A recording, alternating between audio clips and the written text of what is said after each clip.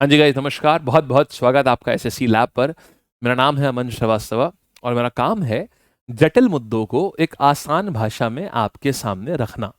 देखिए, कल भारत की राजनीतिक पृष्ठभूमि में एक बहुत ही हलचल सी एक कहानी रही और वो थी एक सिटिंग चीफ मिनिस्टर का अरेस्ट हो जाना। कुछ दिन पहले भी हमें अभी झारखंड में हमें एक सिमिलर घटना देखने को मिली थी, लेकिन ये जो घटना हुई है ये उससे काफी अलग है। कल दिल्ली के सिटिंग चीफ मिनिस्टर यानी कि मिस्टर अरविंद केजरीवाल, कल इनको ईडी इनको अरेस्ट करके ले गई।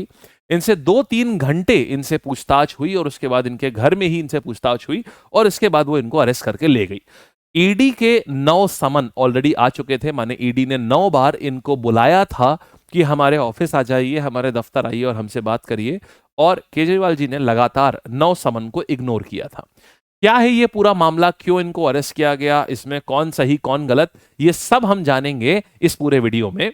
और इसमें हम ये नहीं बताएंगे कि इसमें सही कौन है गलत कौन है, ये आपको अपने हिसाब से सोचना है। हम आपको सिर्फ जो कोर तथ्य हैं, हम आपको सिर्फ तथ्य से अवगत कराएंगे। आगे कुछ भी सोचना या बोलना ये सिर्फ आपका काम है, इसको आप देखेंगे, ठीक है। आइए, तो ये आप देख रहे हैं, ये अरविंद केजरीवाल साहब का घर है और कल इसके बाद इतनी बड़ी बल में, इतने बड़े भारी बल में पुलिस बल यहां पर तैनात रहा काफी बड़ी मात्रा में, और फिर रात्रि लगभग 12:30 पौने 1 बजे इनको अरेस्ट करके ले जाया गया।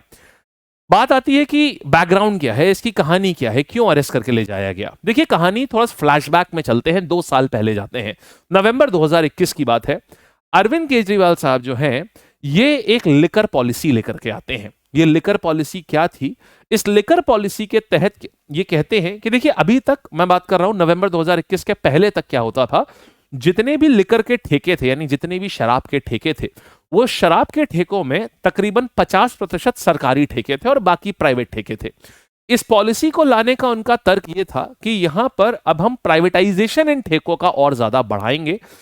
प्राइवेटाइजेशन बढ़ाने के साथ ही साथ हम और क्या करेंगे, हम यूजर एक्सपीरियंस बढ़ाएंगे। माने, जब आप एक लिकर की बोतल परचेस करने जाते हैं तो आपका जो एक्सपीरियंस होता है, जिसको हम यूजर एक्सपीरियंस बोलते हैं, आमतौर पे ये शब्द आपको एप्लीकेशंस के अंदर मिलेगा, लेकिन आज बदलते परिवेश में कई मेट्रोपॉलिटन सिटीज में ऐसा होने लगा है कि लिकर को परचेस करने का जो पूरा एक एक्सपीरियंस होता है वो एक ठेके से बदल करके एक अच्छे से, अब उसको वाइन शॉपिंग बोलते हैं। अब उसको ठेके पे जाकर के शराब लाना नहीं कहते हैं, कहते हैं हम वाइन शॉपिंग करने जा रहे हैं। प्रॉपर कार्ट्स में लिकर लगी रहती है, आप वहां जाकर के उठाते हैं। वहां चाहे कोई भी, हर एज ग्रुप का मतलब ये है कि वहां पर 18 साल से ऊपर जो भी लोग हैं, चाहे वो स्त्री हो चाहे पुरुष हो, सभी जाकर के वहां पर वाइन शॉपिंग करते हैं। तो इनका एम ये था कि हम एक यूजर एक्सपीरियंस बेहतर बनाएंगे और हर वार्ड में हम 2 से 3 शराब की दुकानें जो है ये हम खोलेंगे। हर वार्ड, हर म्यूनिसिपल वार्ड में हम शराब की दुकानें खोलेंगे।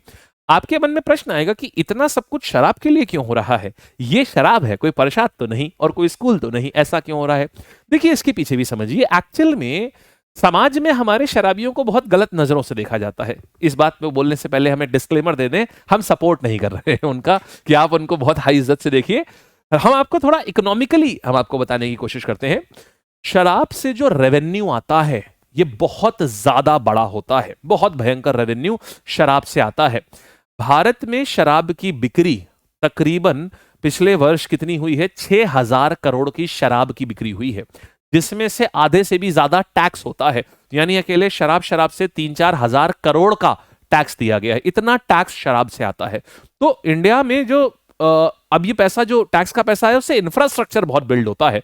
तो टेक्निकली देखा जाए तो एक आम आदमी से भी ज्यादा देश को बनाने में जो योगदान है देखा जाए तो वो इन शराबियों का होता है। तो यानी कि इनको शायद कहीं ना कहीं ये इज्जत डिजर्व करते हैं।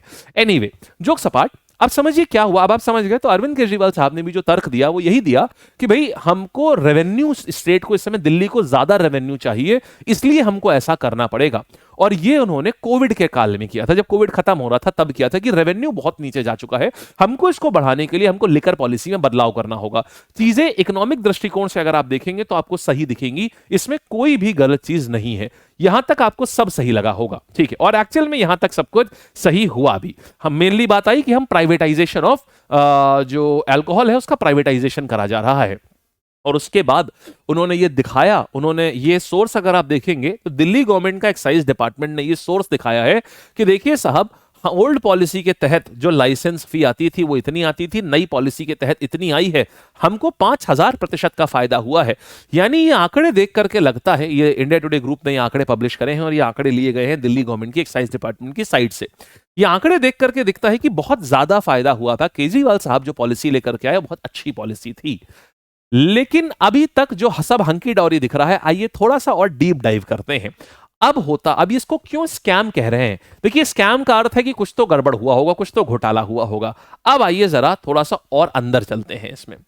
देखिए हुआ क्या, अप्रैल 2021 में मनीष सिसोदिया साहब जो कि दिल्ली के डिप्टी सीएम हुआ करते थे, उन्होंने एक मीटिंग बुलाई और उन्होंने बोला कि भाई कोविड की वेव आ चुकी है, इसलिए हम क्या करेंगे, कोविड की वेव की वजह से हम एक नई लिकर पॉलिसी लेकर के आ रहे हैं और इस लिकर पॉलिसी के तहत हम प्राइवेट कंपनीज को हम लिकर के बहुत सारे ठेके देंगे।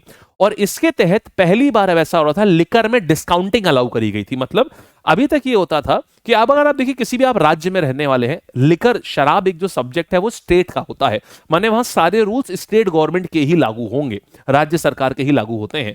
तो अगर आपको शराब का एक बोतल का दाम जो आपको किसी भी राज्य के एक शहर में मिलेगा, थ्रू आउट पूरे राज्य में आपको वही दाम मिलेगा। मान लीजिए एक बोतल शराब जो है अगर मान लीजिए 1000 या 1200 रुपए की आती है, तो पूरे राज्य में वो शराब की बोतल 1000-1200 रुपए की ही होगी। दूसरे राज्य में सस्ती हो सकती है लेकिन उस राज्य में सेम होगी। लेकिन अब दिल्ली में क्या किया गया, यहां डीप डिस्काउंटिंग ऑफर करेगी, मतलब शराब पे डिस्काउंट कि आज बोतल लेने आइए तो 20% डिस्काउंट पाइए, और अगर नवरात्रि में आ रहे हैं तो और आपको, अगर आप इधर होली दिवाली हो रहा है तो आपको और, तो इस प्रकार से अगर आप त्योहारों में आ रहे हैं तो और अगर सैटरडे है तो क्या ही कहने साहब, तो एक पे एक लेकर के जाइए। जी हां, ऐसे ही ऑफर शराब के ऊपर आए। अब ऐसे में दिखता है कि यार रेवेन्यू भी बहुत आ रहा होगा, क्योंकि ठीक है, एक बार हम मॉरल दृष्टिकोण से इसको थोड़ा सा, इस पूरे आर्टिकल को समझना है तो मॉरल दृष्टिकोण को आप किनारे रखिए और सिर्फ इकोनॉमिक दृष्टिकोण से देखिए तो उसको समझते हैं। लग रहा है कि सब ठीक हो रहा होगा, लेकिन यहां कुछ हुआ उल्टा। एक सरकार ने एक रूल भारत सरकार लेकर के आई थी, जिसके तहत अगर दिल्ली में अगर कोई भी लॉ पास होता है तो उसके लिए लेफ्टिनेंट गवर्नर से मंजूरी लेना जरूरी होता है। और यहां पर ये जो लॉ पास किया गया उसके लिए लेफ्टिनेंट गवर्नर से कोई भी मंजूरी नहीं ली गई। दिल्ली के चीफ मिनिस्टर ने इसकी शिकायत करी यहां के लेफ्टिनेंट गवर्नर से। जब लेफ्टिनेंट गवर्नर साहब ने इसके ऊपर दखलंदाजी करी और मना किया ये करने के लिए, तो दिल्ली सरकार ने बोला ठीक है, उन्होंने बोला कि भाई हमसे बिना पूछे ये पूरा लॉ लाया गया है, इसको वापस लीजिए। दिल्ली सरकार ने वो लॉ को वापस ले लिया, लेकिन मनीष सिसोदिया जी के जो भी ऑर्डर्स थे वो वैसे ही लागू रहे।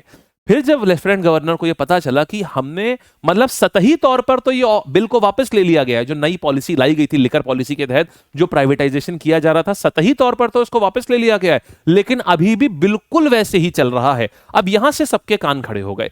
एक बार अगर सरकार ने बोल दिया कि हमने ये लॉ वापस ले लिया और अब ऐसे काम नहीं चल रहा है, लेकिन उसके बाद भी ये काम एग्जैक्टली ऐसे ही चल रहा था। यहां पर लेफ्टिनेंट गवर्नर कहते हैं, एक सीबीआई इंक्वायरी की डिमांड करते हैं कि ये जो चीज हुई है इसका मतलब इसमें कुछ तो गड़बड़ हुआ है, इसकी हम एक सीबीआई इंक्वायरी की मांग करते हैं। और इसी सीबीआई इंक्वायरी से अब सारी गड़बड़ अब एक एक करके सामने आती है। वो गड़बड़ क्या है, आइए समझते हैं। देखिए, अब होता यह है, सबसे पहले सीबीआई जैसी अपनी इंक्वायरी शुरू करती है, ये 15 एक्यूज इंक्लूडिंग दिल्ली के सीएम मनीष सिसोदिया साहब को गिरफ्तार करने के लिए पूरी एक लिस्ट बनाते हैं। प्रश्न यह आता है कि आखिरकार मनीष सिसोदिया साहब की गिरफ्तारी क्यों हुई?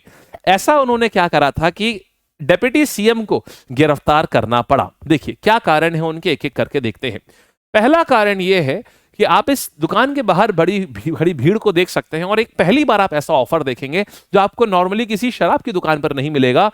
स्पेशल ऑफर, बम्पर धमाका, बम्पर धमाका, बम्पर धमाका, buy 1 bottle get 1 bottle free, और वो भी इंपोर्टेड ब्रांड्स के ऊपर 40% का ऑफ। दिल्ली में दिल्ली की सबसे सस्ती शराब। और यहां पर देखिए सारे रोजगार और सारे समाज के प्रतिष्ठित लोग जो हैं वो यहां पर एकत्रित हो चुके हैं और यहां पर इस दुकान में यहां से सामग्री लेने के लिए आए हुए हैं।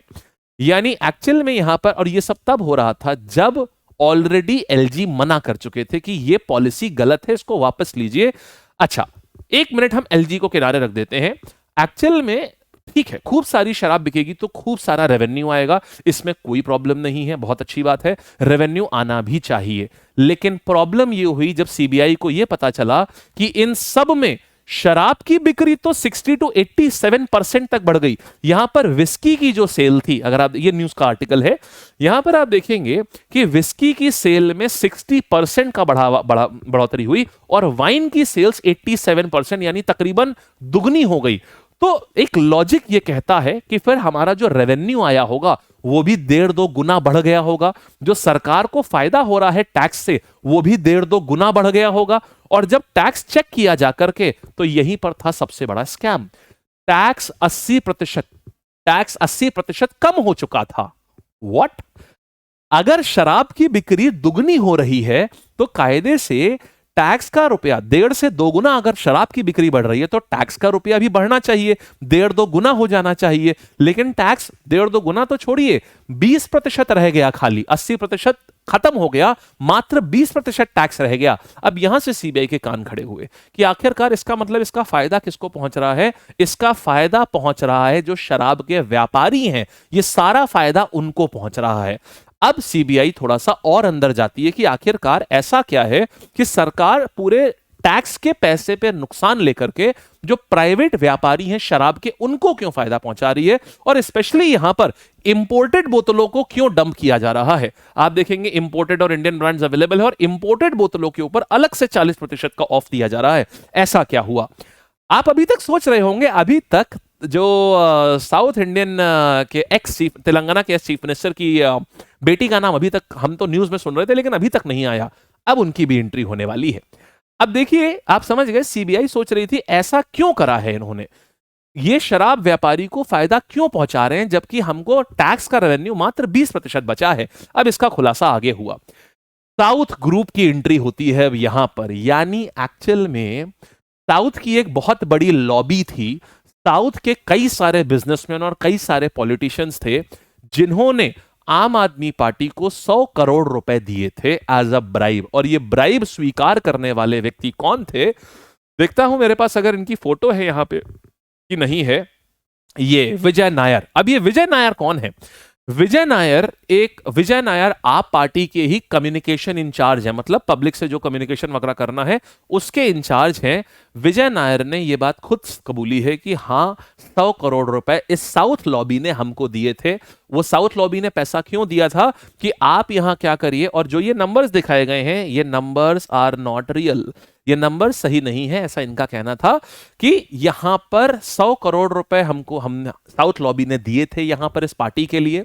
केजरीवाल साहब को भी यह बात पता थी और ये पैसा इसलिए दिया गया था कि ज्यादा से ज्यादा लाइसेंसेस जो हैं वो इस लॉबी के नाम कर दिए जाएं। और एक और काम यहां पर बोला गया था कि ये 100 करोड़ रुपए से क्या होगा, जो एक्साइज फी होती है उसको भी वेव ऑफ कर दिया जाए। एक्साइज मतलब जो रेवेन्यू जो सरकार को मिलता है वो पूरी तरीके से हटा दिया जाए, उसे बहुत कम कर दिया जाए। इसीलिए यहां पर आप देख रहे हैं कि हमको रेवेन्यू जो है ये 80% का नुकसान हो रहा था। यानी शराब तो बहुत ज्यादा बिक रही थी, और क्योंकि अब शराब बहुत ज्यादा बिक रही थी, बाकी सारे राज्यों में टैक्स लगा होता है शराब के ऊपर, तो दिल्ली में शराब से टैक्स पूरा हटा दिया। मान लीजिए 60% 65% टैक्स है उसको हटा दिया और उसके बाद बोतल पे 30-40% का डिस्काउंट दे दिया। तो जो बिजनेसमैन था उसको अभी भी फायदा हो रहा था, लेकिन सरकार का पैसा सीधे नुकसान होता चला जा रहा था। इसीलिए इतनी डीप डिस्काउंटिंग, जो आपको भारत में कभी भी शराब की दुकान के ऊपर आपको 1 रुपए का भी डिस्काउंट देखने को नहीं मिलेगा। दिल्ली में by one get one offer चलने शुरू हो गए थे। इसी के साथ अब क्या होता है, प्रश्न ये आता है कि लेकिन आखिरकार क्या आप आम आदमी पार्टी ने सिर्फ 100 करोड़ रुपए के लिए क्या इतना बड़ा नुकसान करवाया? जब इसको पता गया तो जो दूसरा तथ्य आया वो अपने आप में थोड़ा और चौंकाने वाला था। दूसरा तथ्य जो सामने आया वो ये आया कि यहां पर ये 100 करोड़ रुपए जो है, आम आदमी पार्टी ने अभी गोवा में इलेक्शंस लड़े थे। आम आदमी पार्टी आप जानते हैं वो इतनी बड़ी पार्टी नहीं है अभी कि उसके पास बहुत बड़ा फंड हो। तो गोवा फंड को पूरा स्पॉन्सर किसने किया था? पूरे गोवा फंड को स्पॉन्सर किया था, गोवा इलेक्शंस को आम आदमी पार्टी के स्पॉन्सर किसने किया था? ये साउथ लिकर लॉबी ने स्पॉन्सर किया था पूरा। माने आम आदमी पार्टी को साउथ लॉबी से 2 तरीके से फायदे लिए। कैसे? आम आदमी एलिजेडली ऐसा कहते हैं कि आम आदमी पार्टी ने 2 तरीके से फायदे लिए। पहला फायदा लिया कि जब गोवा में उनके इलेक्शंस थे तो पूरी स्पॉन्सरिंग उस साउथ इंडियन लॉबी ने करी थी। दूसरा इस फायदा ये हुआ, आम आदमी पार्टी ने 100 करोड़ रुपए लिए उनसे एज अ ब्राइब ली। अब बात आती है, अगर आपने किसी से इतना लिया है तो आपको उसको देना भी पड़ेगा। अब आप उसको देंगे कैसे? देने के लिए क्या किया गया, उन्हीं को फायदा पहुंचाने के लिए न्यू लिकर पॉलिसी लाई गई थी। मनीष सिसोदिया जी वो नई पॉलिसी लेकर के आए थे, इसीलिए मनीष सिसोदिया साहब का अरेस्ट हुआ है। मनीष सिसोदिया जी जब नई पॉलिसी लेकर के आए तो ये पॉलिसी डेलिबरेटली उसी साउथ इंडियन लॉबी के फेवर में बनाई गई थी, ताकि वो सारा लिकर का जितना भी लाइसेंसिंग है वो सारी उनको दी जा सके। तो ये कहानी किसी, ये पूरी स्टोरी, ये पूरा कहानी पूरी किसी ये फिल्मी जो एक स्टंट होता है, फिल्मी स्कैम से कम नहीं है।